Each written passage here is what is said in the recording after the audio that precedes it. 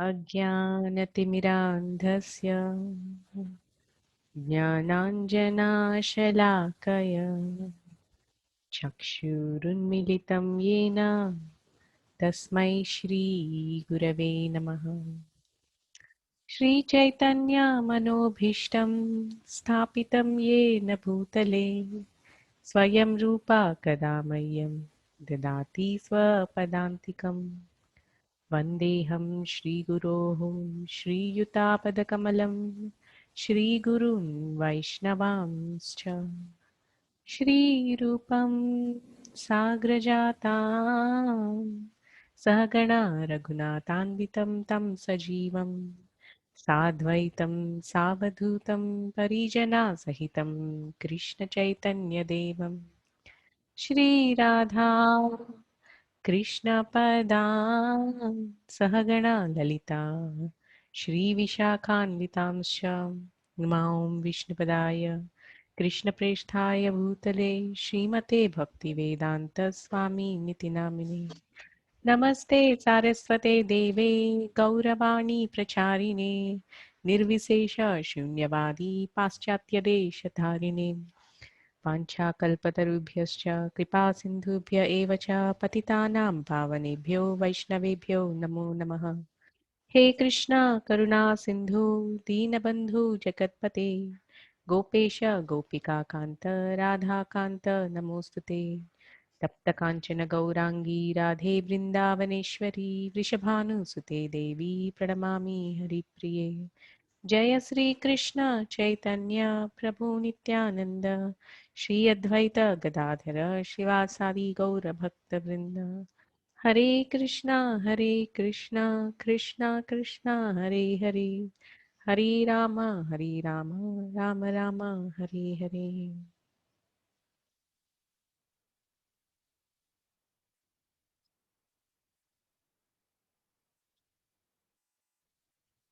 Hare Krishna. So we're doing the fourth chapter and this is the second part. What is the acronym for this fourth chapter?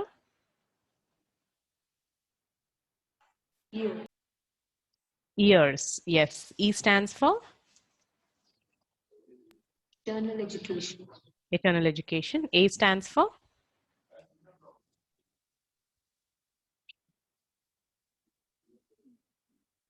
A stands for Accurate understanding. yes, accurate Understanding. understanding. R stands for Removing the reaction. yes, removing of reactions. And S stands for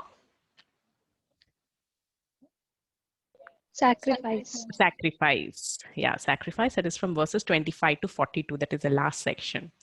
So today we're going to deal with the second section.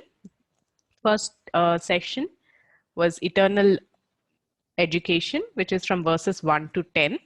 Now is verses 11 to 15. It's a very short session. And this is about accurate understanding. So what is the title of today's class that I have sent you as a poster? Understanding Krishna. Yeah, understanding Krishna. So understanding Krishna is actually the accurate understanding. If you understand Krishna, you have understood everything. And if you have not understood Krishna, even if you have read the entire Vedic literature, but you have not understood Krishna, that means you have missed the point. Because the very purpose of Vedic literature is to understand Krishna. So to understand Krishna is the key. So we'll do today from verses 11th to 15, text 11.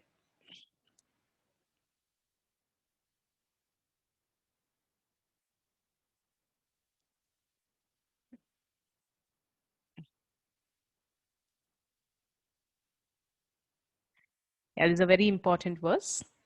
Ye yatha mam prapadyante tam tathaiva bhajamyaham mama vatmanu vartante manushya pata sarvashah. ये यथा माम प्रपद्यन्ते तान् तथैव भजाम्यहम् मम वर्तम् अनुवर्तन्ते मनुष्याः पार्थ सर्वशः. Yeah. Translation. Translation. As all surrender unto me, I reward them accordingly. Everyone follows my path in all respects, O son of Partha. Yeah. O son of Pritha. So, as all surrender unto me, I reward them accordingly, and everyone follows my path in all respects. The Prabhupada begins the purport by saying that everyone is searching for Krishna. If you do have the book Krishna, the Supreme Personality of Godhead, it's a wonderful book. It's actually the 10th canto of Bhagavatam, which has been written in a very concise manner by Swami Prabhupada. So in the foreword to that book, it was written by George Harrison, that the pop music legend of those times from Beatles. So in that foreword, he writes that everyone is searching for Krishna. Yeah, some know that they are, and some do not know that they are. So whether you are an atheist or non-believer, or you're a topmost yogi, the only difference is both of you are devotees, both of you are Krishna conscious, both of you are originally pure. So one is covered over, so that you're not searching for Krishna. So one is consciously searching for Krishna, and the other is unconsciously searching for Krishna. In fact, the view of a great personality is very different. Like, for example, when Swami Prabhupada went to the US, so at that time, it was the hippie culture that was most prevalent. The hippie culture means there is nothing called dharma over there. Free sense gratification. That means there are no limits or boundaries to how you can enjoy yourself. So that's hippie culture. So when a normal Indian goes and sees or even hears of some culture like that, we at once feel very repelled, or we feel, oh, so sad. Okay. But you know what Prabhupada said when seeing the hippies acting in those abominable ways? Prabhupada said, they are sincere seekers of pleasure. Can you believe it? That's what Prabhupada has seen them as. They're sincere seekers of pleasure. But only thing is they don't know where to seek that pleasure. So that is why Prabhupada called the chanting of Mahamantra as staying high forever. That means if you take a drink or if you take drugs, why do people generally take? So that you get high. You get high means you know you get that into a semi-conscious state where you kind of forget the normal state. So that means to get high. So Prabhupada, when he was preaching to the hippies, when they asked that what does this chanting of Hare Krishna do? So Swami Prabhupada simply said, if you chant Hare Krishna sincerely, you can stay high forever. So this is the vision of Mahabhagavat. I mean, they actually see the equality in every being. Pandita Samadarshina. They see everyone on equal platform. Only thing is one person may be covered over and one person may be not so covered and actively searching. So this is what Prabhupada begins the purport by saying that everyone is searching for Krishna. So the differentiation that I have given you is someone is doing it consciously and someone is not doing consciously. And even amongst those who are doing consciously, that is the transcendentalists, they are at different platforms of the search. That is, last week, I don't know if you remember, we were searching about the impersonalists. The impersonalists means they are searching for God, but their ultimate goal is the impersonal Brahman. Yeah, and there are personalists who are trying to approach the Lord in his personal form. That is the highest way of approaching the God, approaching Krishna. And what Krishna is telling in this verse is, in whichever way you surrender to me, I reward you accordingly. That is, a person who's addicted to fruitive activities. That means they really want material enjoyment, but they want to do it in a Vedic way. What do these people do? They approach Krishna in the form of Vishnu or Yajnas or Yajneshwara. And they offer different yajnas, pujas, and everything. They offer it to him, and in return, they're expecting something out of it. That is, they want wealth, prosperity, or kingdom, or material happiness, or a good partner, etc., etc. So they're also approaching God, but they're approaching in which way? They're expecting something out of what they are giving, and Krishna reciprocates accordingly. As Yagneshwara, okay, so you have given me this, fine, take what you're expecting. That's the kindness of Krishna. And there are impersonalists who are approaching Krishna in the form of his impersonal form. So they do not want to they're scared of their spiritual identity. Like in the last verse, if you remember, in the 10th verse, because Krishna is telling vita raga bhaya krodha manmaya mam upashrita. That means being free from raga, bhaya, and krodha, being free from attachment, fear, and anger. These three things, when you are when you approach me being fully absorbed in me, when you take refuge in me, I reciprocate to you. He says, like, that is how people have in the past have purified by approaching me in this way, and they have attained me. And what was the process? Vitaraga bhaya krodha. That means by abandoning attachment to what?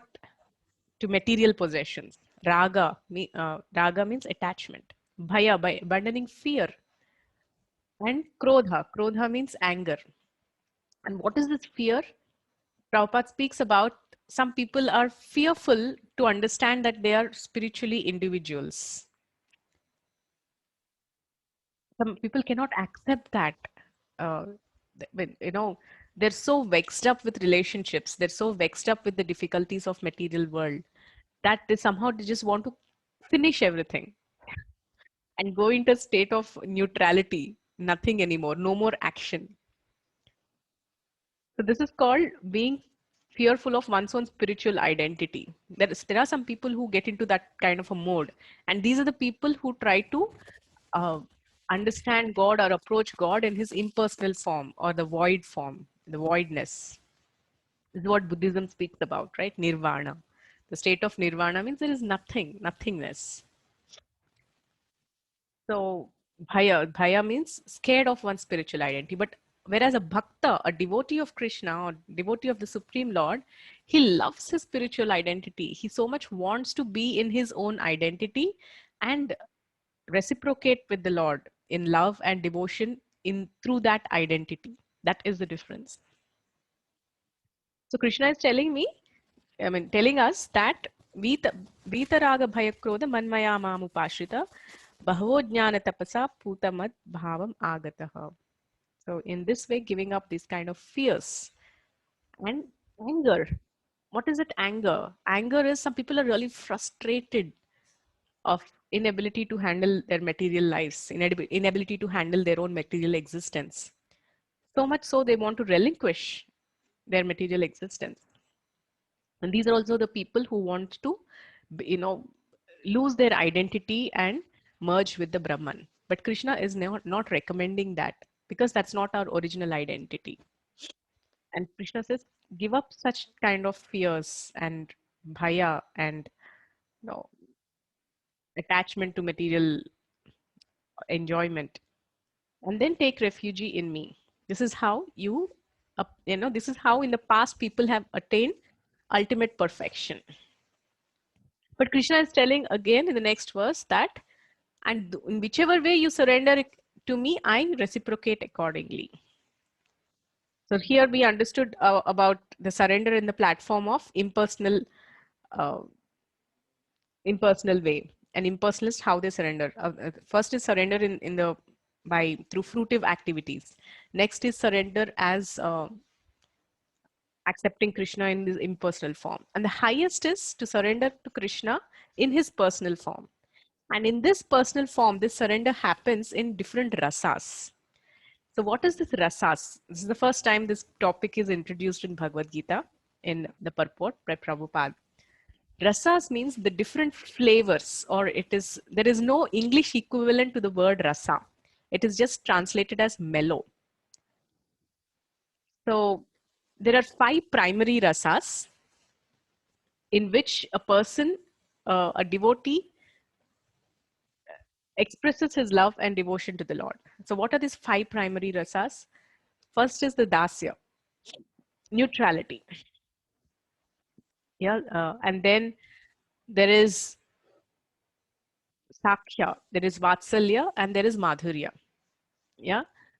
So there is, in this way, in whichever way you approach the Lord, I mean, I'll tell you the translations. Dasya means servitorship, as a servitor. That is like how Hanuman has served Lord Ram and Mother Sita. That is Dasyaras. I mean, the first is actually Shantaras. Shantaras means it's the absolute neutral platform. That is, in the spiritual world, how, let's say, a peacock expresses its love, or a flower, or a mountain, or a tree. All these are in Shantaras. That means they're just very happy in their own existence, and they just love to relish by absorbing the pastimes that are happening around them. There is no direct participation in any of the Leela. This is Shantaras. Higher than this Shantaras is Dasyarasa. Dasyarasa means servitorship. The most prominent example in this Dasyaras is Lord Hanuman. So Hanuman, we all know what great servitor he is. With all his heart and soul, he knows nothing but serving Lord Ram. He knew nothing but serving Mother Sita and Lord Ram. So this is servitorship for Dasyaras. Higher than this Dasyaras is Sakhyaras. Sakhyaras means friendship, like that of the Gopas, Krishna's friends. There are so many cowherd boys. Or Arjuna himself is in Sakhyaras relationship with Krishna. Yeah, and so when you see all these associates of Krishna who are associating with him in the Sakhyaras, in Goloka Vrindavan, Krishna has 8 primary gopis and 8 primary gopas. Does anybody know the names of the gopas? Lalita. Not gopis, gopas. Chitra, Madhumangal. Madhumangal, then Shridama, Sudama. Sudama. Okay. There is somebody called Ujjvala. There is somebody called Stoka Krishna. There is something called Shridhama, Subala. Shridhama is actually the younger brother of Radharani, who is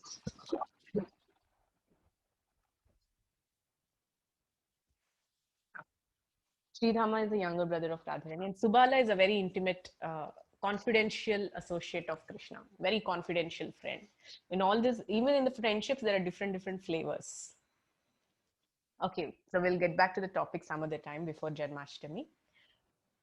And this is what Sakhyaras, that is associating with Krishna in the form of friends. Higher than Sakhyaras is Vatsalyaras. Vatsalya means relationship in the form of a parent and child. Just like how, who is in Vatsalyaras? For example, Yashoda. Yashoda Maya. She's the most prominent personality of Vatsalyaras. Kausalya.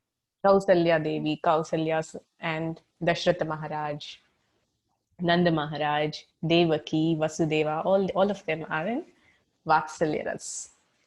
So this Vatsalyaras is much superior to the lower rasas, because the more the rasa is increasing in its importance, the more there is intensity of service. Isn't it? What a mother can do to a child, how much of anxiety is there in serving the child, how much of intensity of love is there. It's just, it increases as the rasa increases. And higher than the Vatsalyaras is Madhuryaras. So Madhuryaras means the relationship between that of a lover and a beloved. Yeah, it's called Madhurya Ras, the rasa of sweetness. So this is also further divided into Swakiya and Parakiya. So Swakiya Ras means the relationship between, like, for example, the wife and husband, like Krishna and Rukmini Devi, and Krishna and all the principal queens of Dwaraka. Who are the 8 principal queens of Dwaraka? Jambavati, Yeah, Rukmini, Jambavati, Satyabhama, Satyabhama.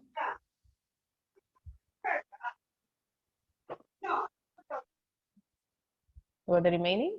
Yeah, these are 3 prominent whom we know. Rukmini, Jambavati, Satyabhama, Bhadra, Mitravrinda, Satya, Kalindi, and Nagnajiti. These are the 8 principal queens of Krishna in Dwarka. And apart from these 8 principal queens, he had 16,100 more queens. So these are all the Swakiya Rasa. And there's something called Parakiya Rasa. So what is this Parakiya Rasa? That means the relationship of love between the lover and the beloved in the form of a conjugal paramour.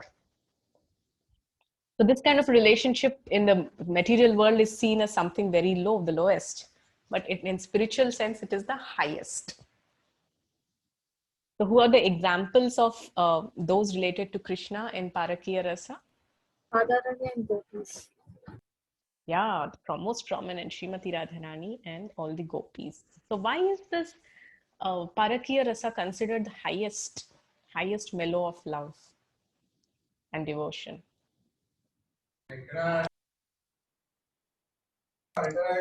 Love and separation. In separation, okay, yes. A very less most intimate, expectations. Most intimate, yes. And why?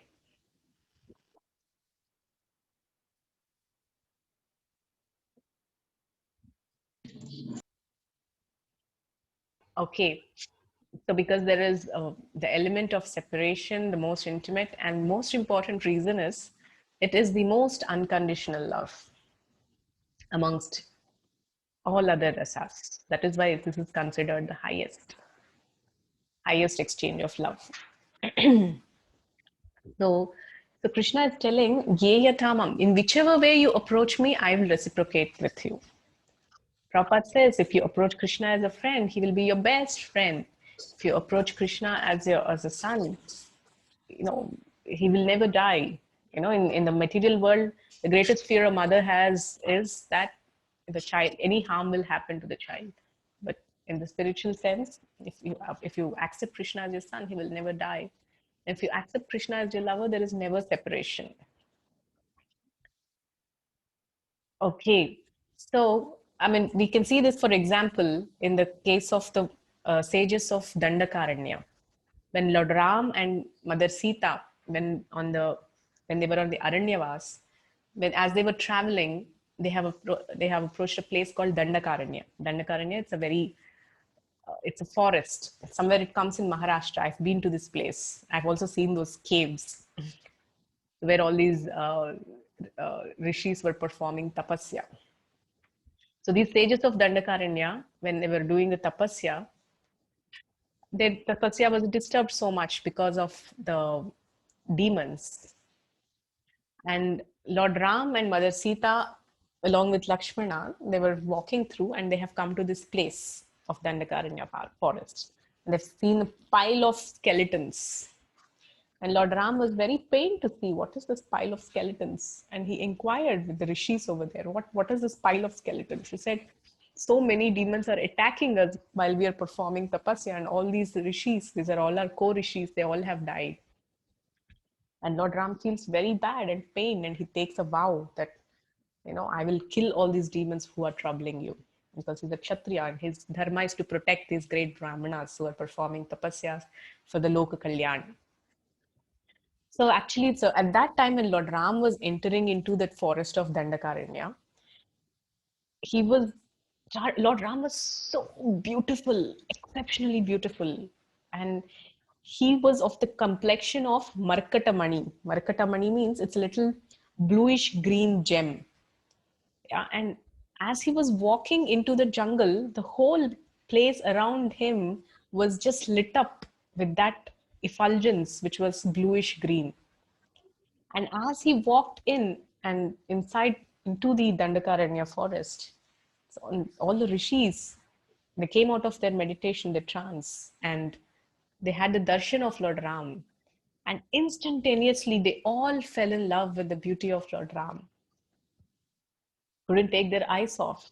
And immediately, they have surrendered their hearts and soul to Lord Ram. And at that moment, from their hearts sprang an intense desire that, oh Ram, we want to serve you like how Mother Sita is serving you as your own beloved. So Lord Ram understood the desire of their hearts. And ye yatha mam prapadyante. But he said, in this life, I am eka patni vrata. I'm only married to one wife. I will fulfill your desire in my next incarnation. So he said this and he left. And he did, when he killed all the demons, the pastimes happened later on. So this is how the sages of the Dandakaranya forest approached Lord Ram with the desire that sprang so naturally from their hearts after their entire span of austerity and tapasya. And Lord Ram accepted and he reciprocated in the next life. And the same Dandakaranya forest sages were born in the next life as the gopis of Vrindavan, some of them. Actually, gopis are different types. They are Nitya Siddha gopis and they are Sadhana Siddha gopis. And amongst the Sadhana Siddha gopis, there are again two types. There are Rishичari gopis and there are Shrutichari gopis. Shrutichari gopis means they are the Vedas personified themselves. And Rishичari or Munichari gopis are these sages of Dandakaranya forest. And so Krishna reciprocates with all these gopis in that in his form as Krishna. So this is how, when the sages in their love approached Lord Ram with this desire, Krishna fulfilled that desire. And also through this example, we also understand that, Bahuni Janmani Vyatitani, Krishna was telling Arjuna, many births have passed, you don't remember them, but I do. So in Treta Yuga, when he came as Lord Ram, he accepted the desire of the rishis or the munis, and he reciprocated with that desire in Dwapar Yuga as Krishna. And Krishna didn't have any issue not remembering who they are. They have changed the body so much. Imagine how the munis looked like, with all their austerities and, with the body that is totally emaciated, the bones just coming up. But as gopis, what's the body that they have got? It's totally different. But Krishna remembers who they actually are beyond their body. And he reciprocated their love and devotion. So this is how Krishna reciprocates with every individual, every sincere soul, in whichever way you approach him. You approach him for something in exchange, Krishna gives you what you want. Be done with it. If you approach Krishna with love, he reciprocates in a much more way, in a much more intense way than we can ever expect.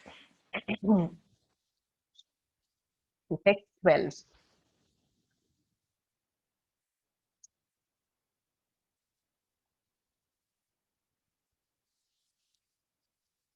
काङ्क्षत कर्मणां सिद्धिं यजन्त इह देवताः क्षिप्रं हि मानुषे लोके सिद्धिर्भवति कर्मजा. काङ्क्षन्ता कर्मणां सिद्धिं यजन्ता इह देवता क्षिप्रं हि मानुषे लोके सिद्धिर्भवति कर्मजा. Translation.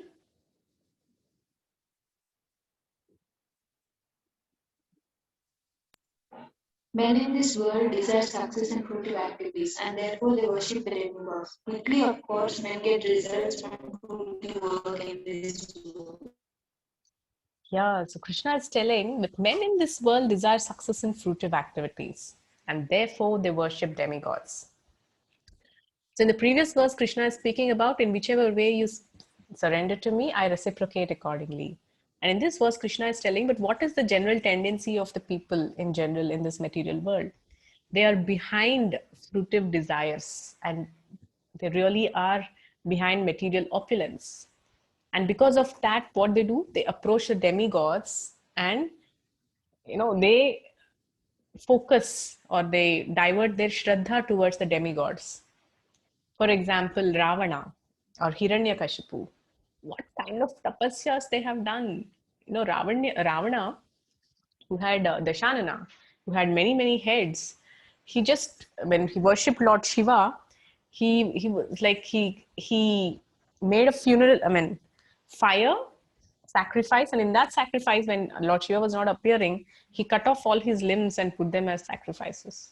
And when he was finally not appearing, he cut off his head and he tried to put that in the fire. So that was his intensity of tapasya.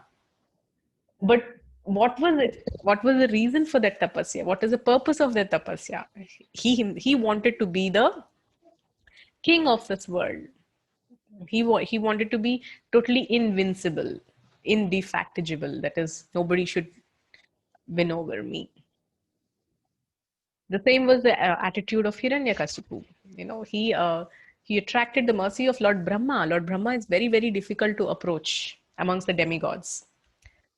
Lord Shiva at least is Ashutosh. He is pleased by simple offerings. But Lord Brahma is very, very difficult to please. But Hiranyakashipu made it.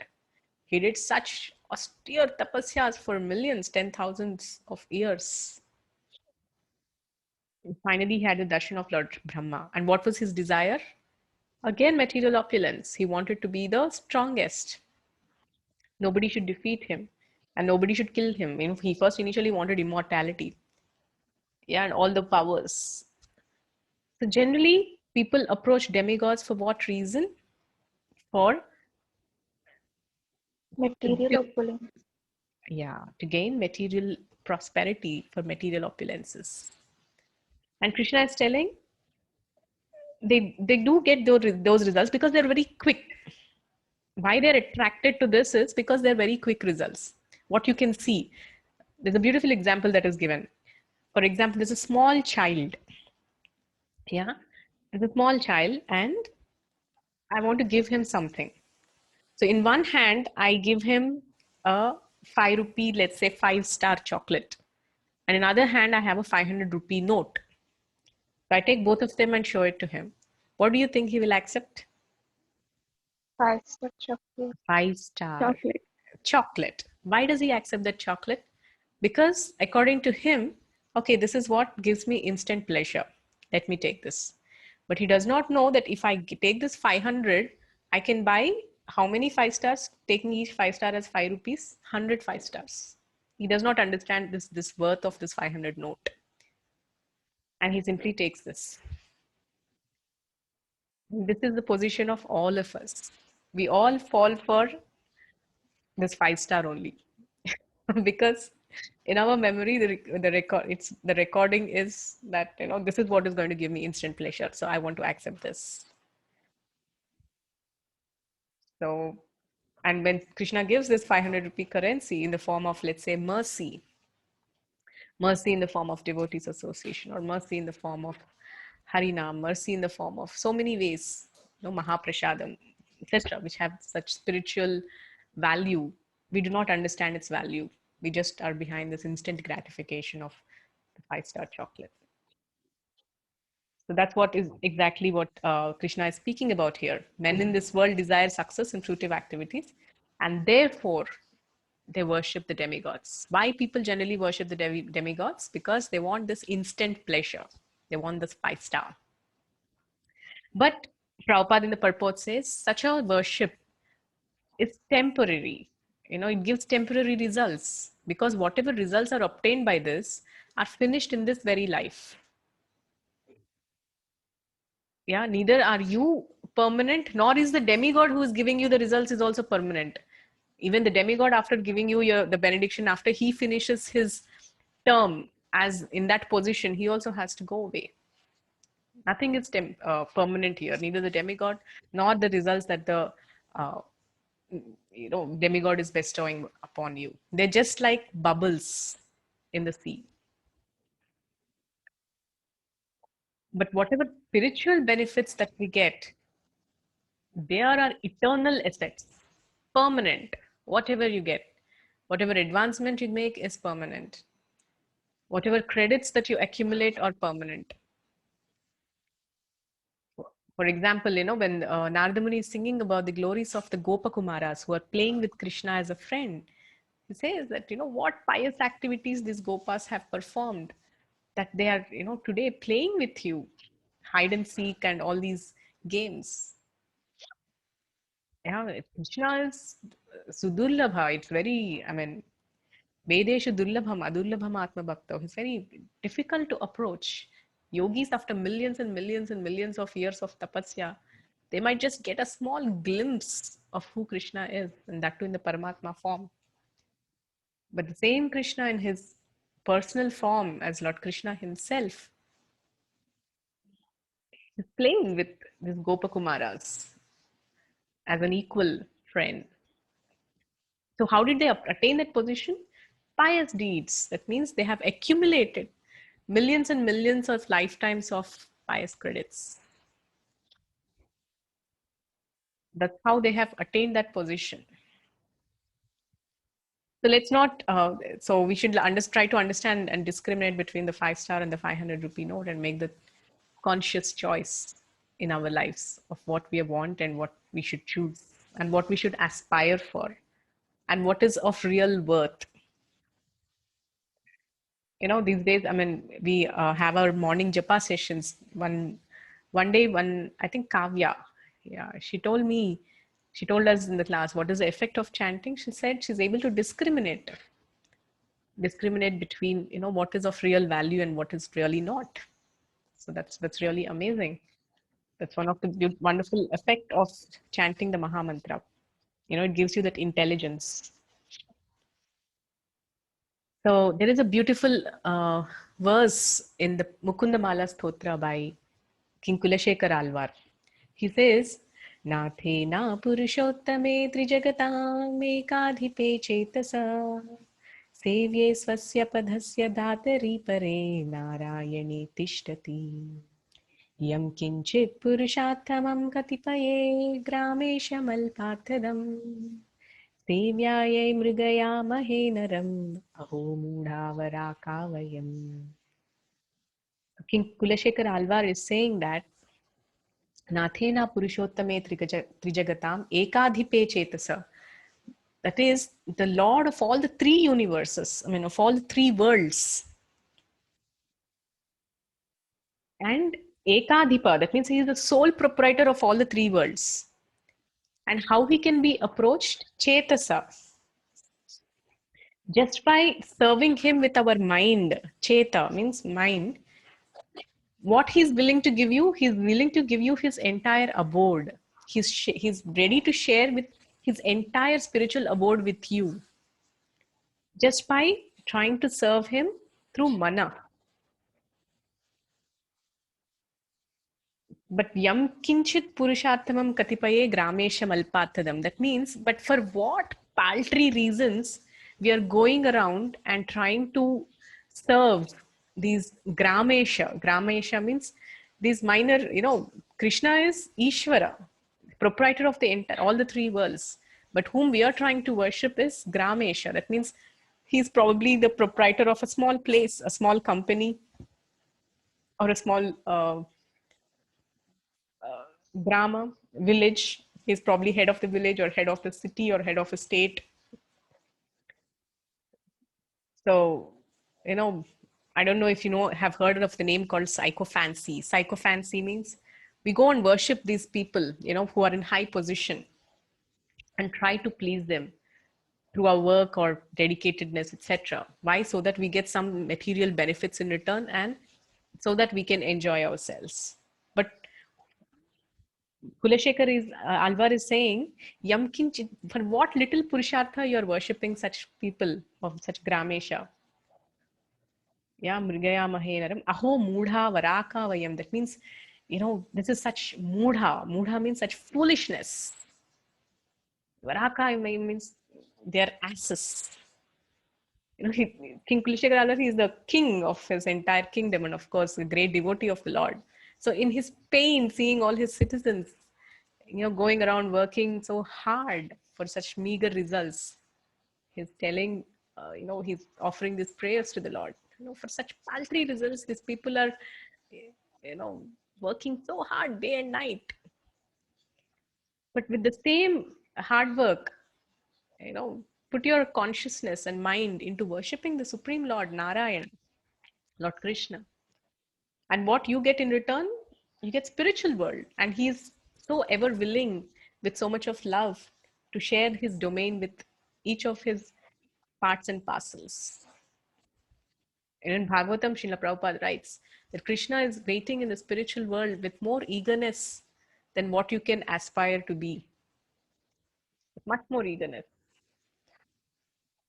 So this is the truth of spiritual world and the Lord's Bhakta Vatsalata, love and affection for his devotee.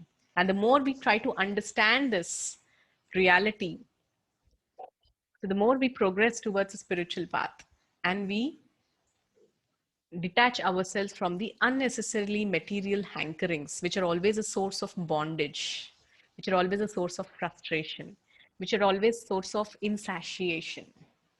That means we are never satiated. Okay, text 13.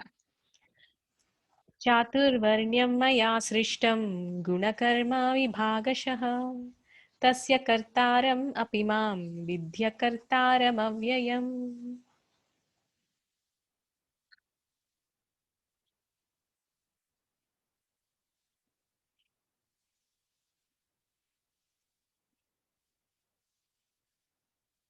Hare Krishna.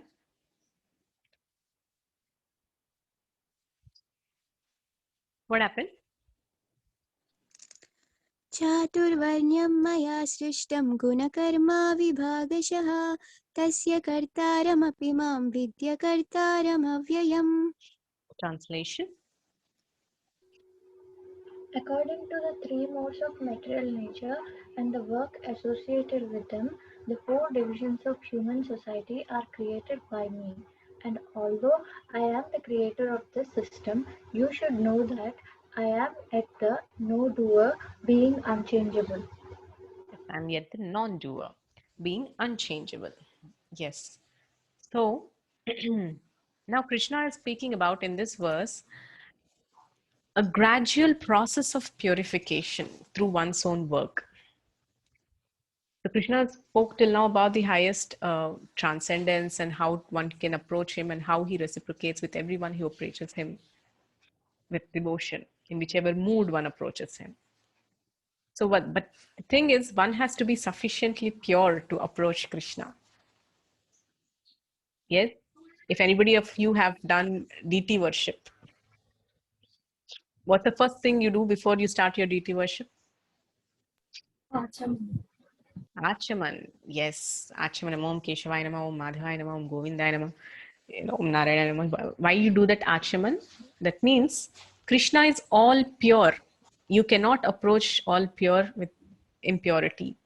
So Achaman means you're purifying yourself first. First one should purify oneself and then approach Krishna. This is deity worship. When you're approaching Krishna, we should be pure. So such a state, standard of purification is attained by a person, the gradual process of following one's varnashrama. So this varnashrama system is a very, very, methodical way of systematically dividing, classifying the human beings according to their propensity of work. This is not the caste system that we see of, which has been exploited in so many ways. It's not the caste system. The Chaturvarnya that Krishna has given is divided as per guna and karma. Guna means what are the three gunas? Goodness, passion, and ignorance. Yeah? Goodness means mode of goodness. So one who's in mode of goodness is Brahmana Varna. That means the person is more of a Brahmana. The person who is in passion is a Kshatriya. I discussed about these three modes in past classes. The person who is in a bit of passion and ignorance is a Vaishya, and a person purely in ignorance is Shudra. So, depending upon these modes, a person is predominated by, the person performs activities. Okay, now the question may be, how is that a person has acquired a particular mode? It's basically what you have associated with Karanam Gunasangasya Sadasad Yohni Janmishu, which we learn this in the next later on chapters. And also it is the desires. So there's a verse which says that Prakrite Kriyamanani Gunai Karmani Sarvashaha Ahankara Vimudhatma Kartaham Iti Manyate. That is, Prakrite Kriyamanani, everything is being actually carried out by the material nature. So everything is carried out by the material nature, then what about the soul? Ah, the soul's duty, I mean, the soul's nature is to desire. So, as per the desire of the soul and as per what it deserves, based on these two, a particular guna, you know, makes the soul perform the activities. So, based on that, a person is either covered by ignored goodness, passion, or ignorance. So, as I said, goodness is more of Brahmanical and passion is Kshatriya, and etc. etc. So, what Krishna is telling him, though he is a creator of these four varnas, he himself is not any part, a part of this varna. So we cannot say that Krishna, because he's born in as a kshatriya, Krishna is a kshatriya, or he's raised in a Vaishya family, he's a Vaishya. No, Krishna is beyond all these four varnas. He does not belong to any of these varnas. I'm the non-doer. So uh, in, in the Gopi Gita, the gopis also sing Nakhalu Gopika Nandano Bhavan Akhila Dehina Mantaratmadrik. That means you're not the person who is playing in the courtyard of Nanda Bhavan. You're actually the Paramatma, the same Paramatma in everybody's heart. That is a transcendental position of Krishna. Okay, text 14. Namam karmani limpanti name karma phale spruha iti mam yo bhijanati karma bhirna sabadhyate. न मां कर्माणि लिम्पन्ति न मे कर्मफले स्पृहा इति मां योऽभिजानाति कर्मभिर्न स बध्यते. Translation.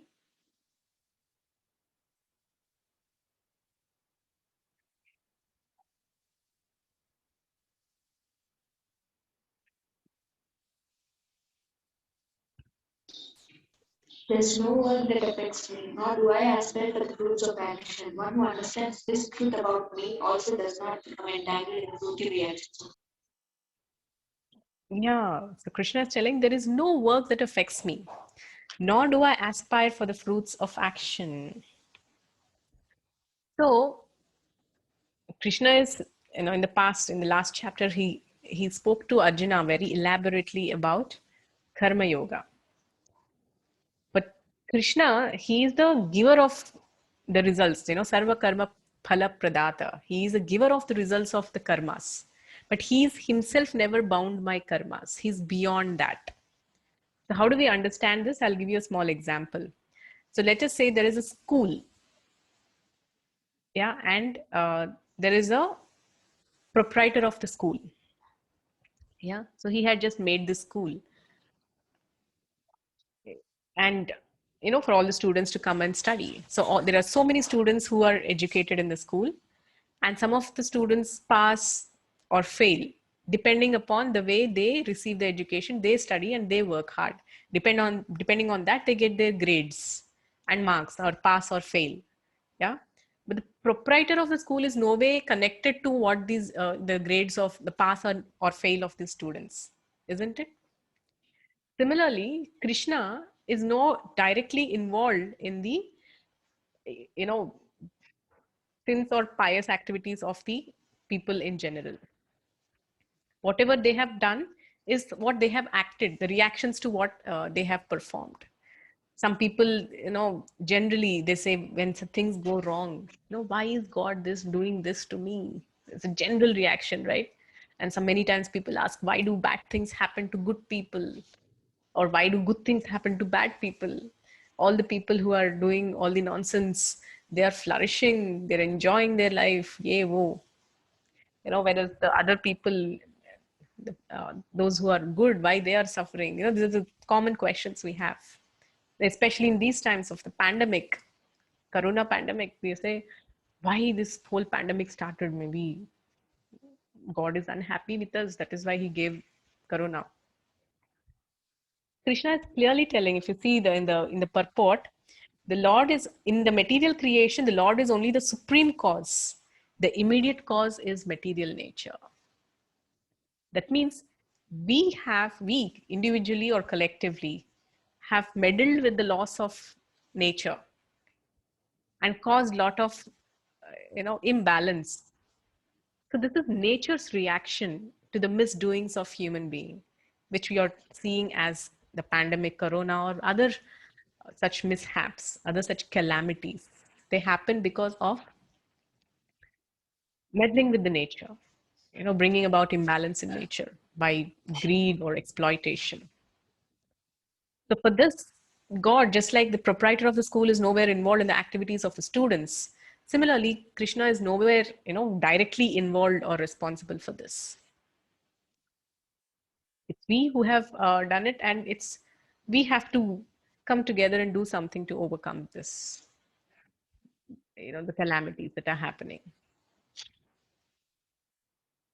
That is what is that Krishna is not affected by, the work does not affect him, or nor do the fruits. I mean, there are no fruits to what Krishna, the activities that Krishna performs. So we also learned in the previous verses, right, that in last week's session, we spoke about how Krishna's body is Satchidananda. That means, I'll give you a simple comparison. There is a robo, there is a human being, and there is Krishna. Yeah, I'll tell you the differences. For a body, for a robo, the entire robo is completely jada padarth. That means it's completely material, it's completely matter. There is nothing spiritual about a robo, right? It's just the five gross elements. But you compare a human being with a robo.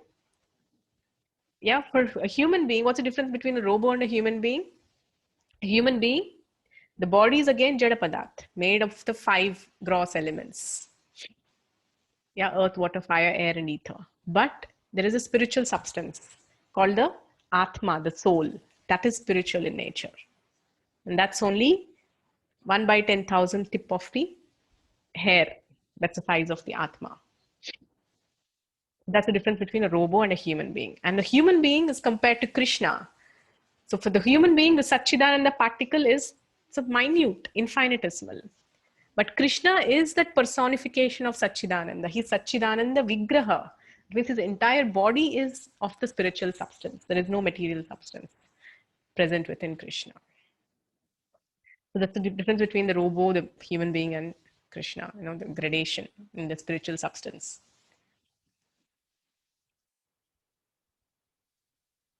So that is why, Krishna as a creator, he is in no way bound by the results of his actions.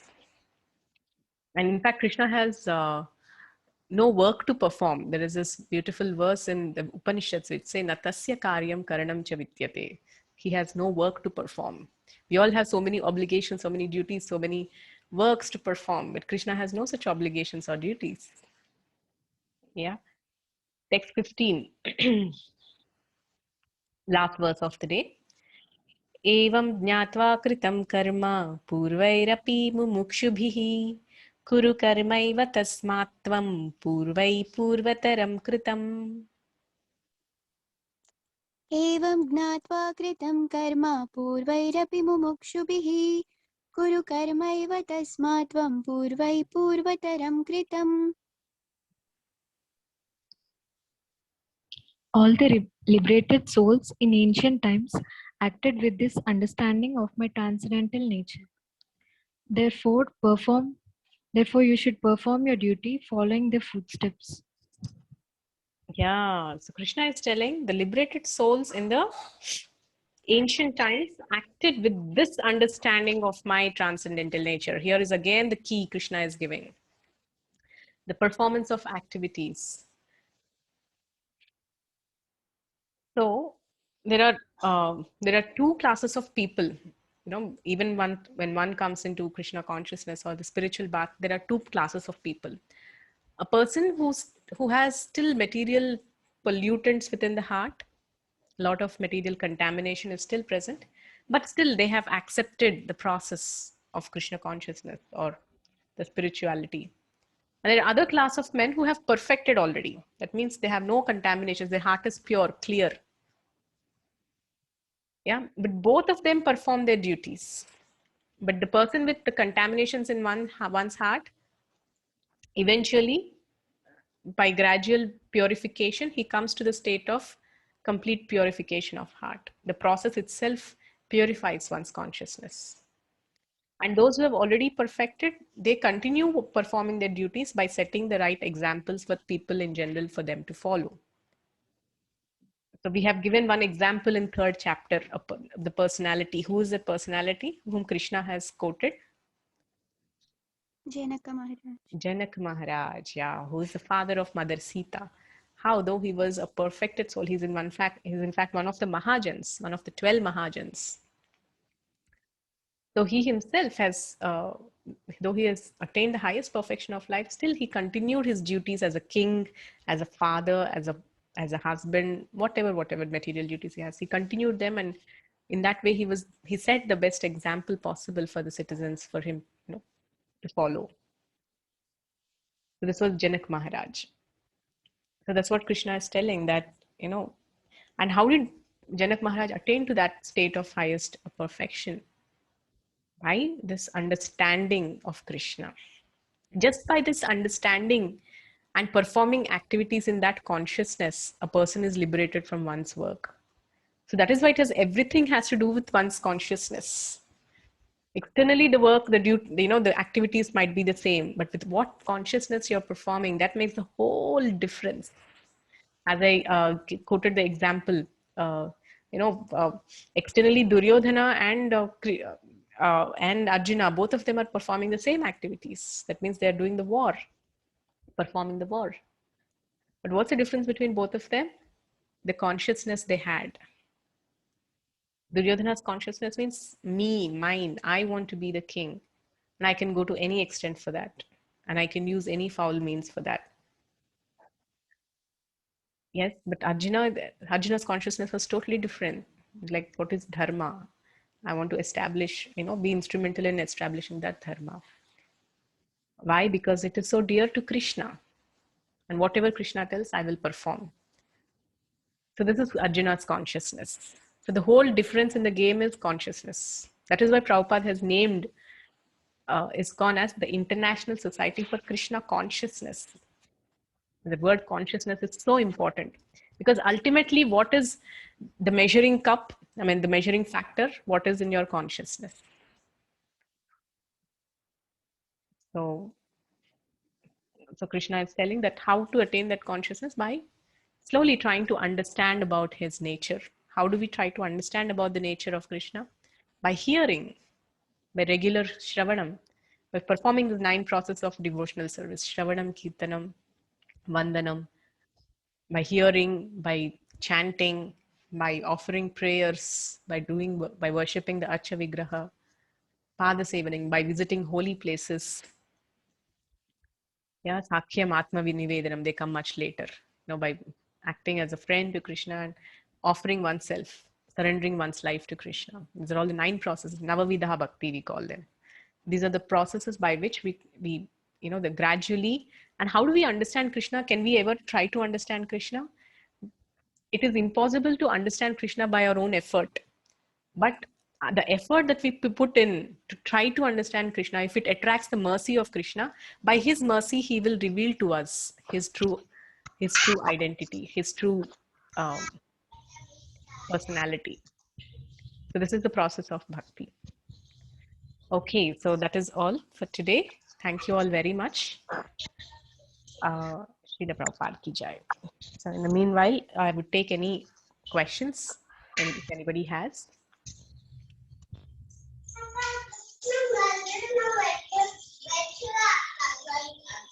Mataji, Thank you. Thank you, Soumya. Yes. Mataji, you have addressed about rasas, Mataji. Okay. Who is speaking? Chandana Sahiti, ma'am. Chandana Sahiti. Okay. Yes. Mataji, in that, can we even take it like God is as father and we as child? We can even feel that way, Mataji. I mean, Yeah, it's a good question. God is in fact accepted as the Father. Lord is the supreme Father of every living entity as such. But why it is not considered one amongst the 5 primary rasas is because when there is a relationship of father and son or father and child, the child is always in the mood of taking something from the father, just like how all of us are right now. For us, God means he should give me everything that I like. This is our conception, right? So where does the seva bhav begin? When service begins, it is like, that's what I said, the gradation of, all these from Shanta, Dasya, Sakhya, Madhurya, and all this, the higher and higher gradations is the amount of service, the intensity of service a person feels, a person does for the Supreme Lord. Yes, there's nothing wrong in accepting God as one's father. There are for example, in the Dwaraka Leela, Krishna has, as I said, 16,108 wives, and each of this wife had 10 children, 10 sons. So Krishna did share that rasa of being the father of different children. And Krishna's prominent queen, Rukmini Devi's son's name is Pradyumna. Yeah. So Krishna did have sons, but rasa is present, but it's not qualified amongst the 5 primary rasas because there is no scope for service, not much scope for service in that rasa. The but simple even a understanding, child is. the simple understanding is, do we serve our mother more, or does mother serve the child more? So that's the understanding. It's based on service. Bhakti means devotional service. It is service. Yeah. Thank you, Mataji. Okay. Any other?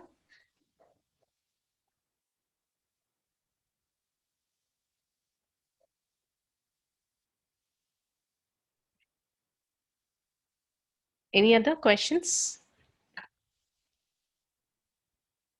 Okay. If anybody has any other further questions, you can post it in the group. So thank you all very much. There's so many devotees who are coming today for the first time. So I welcome each and everyone for the session today. Can anybody introduce yourself who's coming for the first time?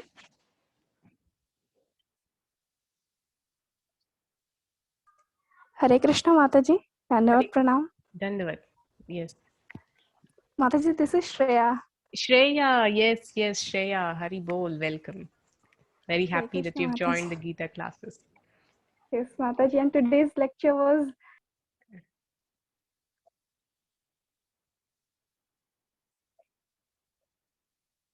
Okay, I think we have lost the voice of Shreya somewhere.